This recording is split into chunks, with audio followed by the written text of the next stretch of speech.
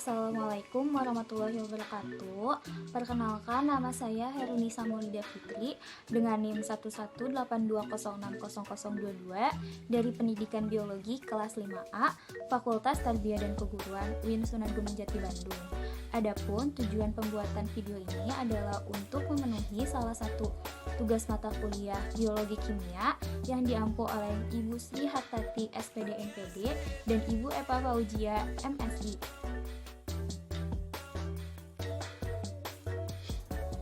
Lipid merupakan senyawa organik yang bersifat nonpolar atau tidak larut dalam air. Lipid memiliki 3 komponen utama, yaitu lemak, fosfolipid, dan steroid. Nah, di sini saya akan menjelaskan lemak terlebih dahulu. Lemak merupakan zat yang terbentuk akibat berlebihnya kalori dalam tubuh. Nah, lemak ini terdiri dari sel-sel adiposit yang berisi molekul lemak atau trigliserida yang kemudian dipecah menjadi gliserol dan asam lemak. Nah, asam lemak ini merupakan komponen lemak sederhana yang berupa rantai hidrokarbon. Pada ujungnya terdapat gugus karboksil. Nah, asam lemak terbagi menjadi 2 bentuk. Yang pertama itu bentuk semua ikatan rantai atomnya tunggal atau memiliki 2 atom hidrogen. Setiap rantai karbonnya itu disebut sebagai asam lemak jenuh. Yang kedua yaitu semua ikatan rantai karbonnya ganda. Pada ikatan ganda ini ada atom hidrogen yang hilang pada rantai karbonnya sehingga terbentuk rantai ganda. Nah, dinamakan juga sebagai lemak tidak jenuh. Nah, lemak tidak jenuh ini dibagi menjadi 2 bentuk. Yang pertama itu bentuk trans dan cis. Bentuk trans ini atom hidrogennya pada rantai ganda pada sisi berlawanan sehingga bentuknya tetap lurus. Bentuk cis ini atom hidrogennya itu pada rantai gandanya pada sisi yang sama. Jadi dia tuh membentuk akan membengkok. Nah, selanjutnya fosfolipid. Fosfolipid ini memiliki bentuk yang mirip sama dengan trigliserida. Nah, fosfolipid ini dibagi menjadi 2 bagian. Yang pertama itu bagian kepala atau hidrofilik. Bagian hidrofilik ini dia itu selalu mendekati dengan molekul air. Sedangkan pada bagian ekornya ini dia selalu menghindar dari molekul air. Nah, dalam air fosfolipid nanti akan membentuk bagian lingkaran. Nah, lingkaran ini nantinya pada bagian luarnya itu yaitu pada bagian kepala, karena bagian kepala ini selalu melakukan kontak langsung. Nantinya bagian kepala ini akan melakukan kontak langsung dengan air, sedangkan bagian kaki ini nantinya akan bersembunyi karena menghindari air. Nah, fosfolipid juga dapat membentuk struktur ganda sama seperti halnya yang tadi. Walaupun nanti dianya berbentuk ganda, fosfolipid ini bagian kepalanya itu akan selalu di bagian luar dan bagian kakinya itu ada selalu pada bagian dalam. Dapat disebut juga sebagai lipid bilayer atau memisahkan 2 ruang masing-masing diisi oleh air. Contohnya itu pada membran sel.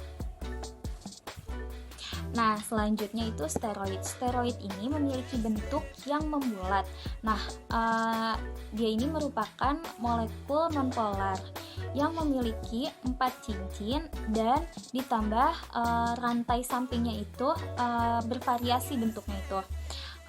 Contoh yang banyak ditemukan pada tubuh kita itu yaitu seperti kolesterol. Kolesterol ini merupakan jenis steroid yang paling dasar.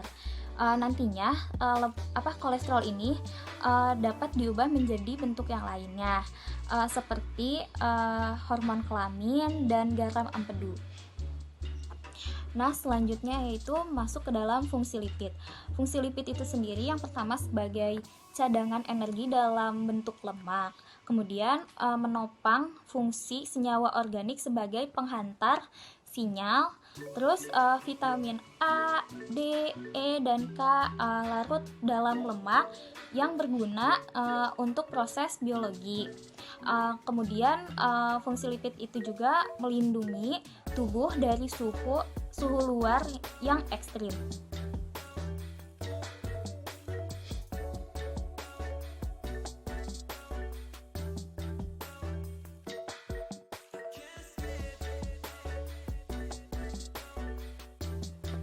Nah, selanjutnya di sini saya akan menjelaskan metabolisme lemak.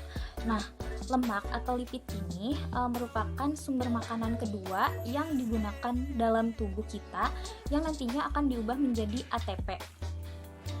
Nah, lemak ini dapat dihasilkan dari makanan-makanan yang berlemak. Makanan yang kita konsumsi ini nantinya yaitu triacylglycerol atau TAG nantinya akan melakukan proses pemecahan atau lipolisis. Nah, lipolisis ini terjadi di dalam tubuh kita, yaitu pemecahan lipid menjadi dua bentuk. Yang pertama itu gliserol dan yang kedua adalah free fatty acid atau FFA atau disebut juga sebagai asam lemak bebas. Gliserol ini merupakan komponen pecahan dari triacylglycerid.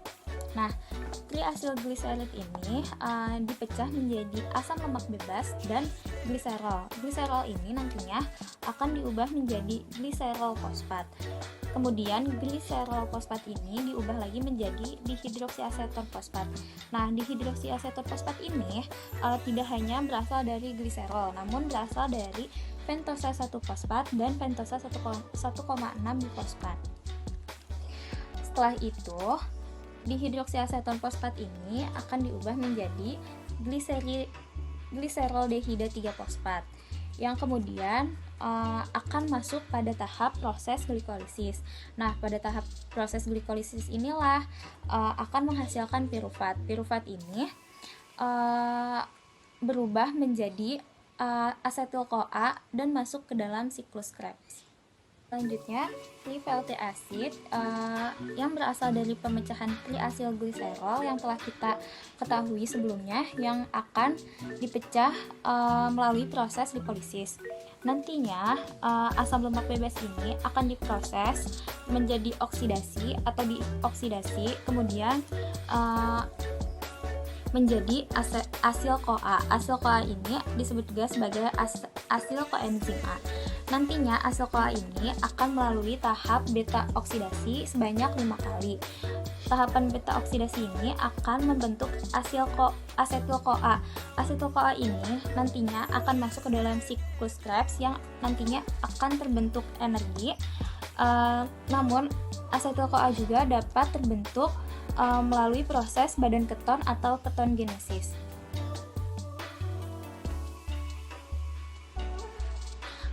Selanjutnya itu tahapan sintesis asam lemak. Sintesis asam lemak ini yang pertama adalah sintesis malonyl ACP dan asetil ACP. Malonyl ACP ini merupakan substrat utama biosintesis pada asam lemak. Sintesis ini dilakukan dalam dua langkah. Yang pertama yaitu karboksil asetil CoA dan yang kedua itu sintesis malonyl ACP yang merupakan pengangkutan separuh malonyl dari koenzim A ke ACP yang dikatalis oleh enzim manoyl koenzim A. Yang kedua yaitu reaksi awal sintesis. Reaksi ini dimulai dengan pembentukan unit 4 karbon yang melekat pada ACP. Molekul ini disebut sebagai aseoasetil ACP yang terbentuk oleh kondensasi dari substrat 2 karbon dan 3 karbon substrat dengan menghilangkan karbon dioksida. Pada reaksi ini, unit 2 karbon dari asetil koenzim A ditransfer ke enzim dan berikatan nantinya dengan kovalen yang disebut dengan thioester. Yang ketiga ini adalah reaksi pemanjangan.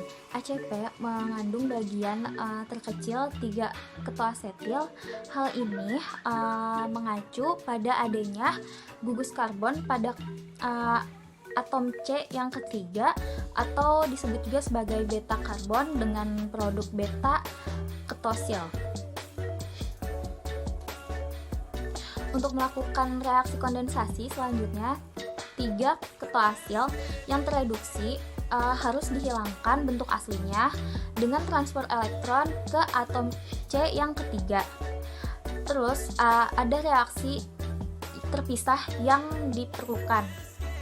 Yang pertama itu pengeluaran pertama keton akan diubah menjadi alkohol. Kemudian penghilangan air oleh dehidrasi yang menghasilkan ikatan rangkap. Reduksi kedua ini menambah hidrogen untuk menciptakan gugus asli yang tereduksi.